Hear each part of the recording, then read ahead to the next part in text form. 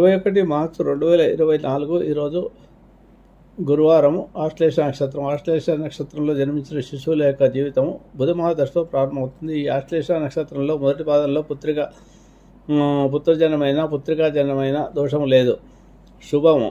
రెండో పాదంలో పుత్రికాజనమైన ధనమునకు తండ్రికి దోషం ఉంటుంది. మూడో పాదంలో జనమైతే తల్లికి దోషం ఉంటుంది.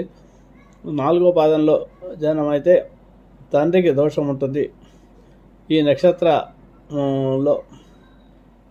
నక్షత్రంలో మొదటి పాదంలో జన్మైన వారికి సామాన్య శాంతి, శిశువు యొక్క ముఖము మంత్రంతో నూనెలో చూడవలసి ఉంటుంది. 2, 3, 4 పాదాలలో జన్మైన వారికి మహాన్యాస రుద్రాభిషేకము, నక్షత్ర నవగ్రహ జపము, దానములు, సువర్ణ దానము చేయవలసి ఉంటుంది. పురుషుడు పుట్టిన ఈ బుధ నక్షత్రంలో పుట్టిన వాళ్ళు మంచి కమ్యూనికేషన్ స్కిల్స్ ఉంటాయి, మంచి తెలివితేటలు ఉండేవాళ్ళు ఉంటారు. జ్యోతిష్ శాస్త్రంలో కూడా ప్రవీణత ఉంటుంది. పరస్త్రీల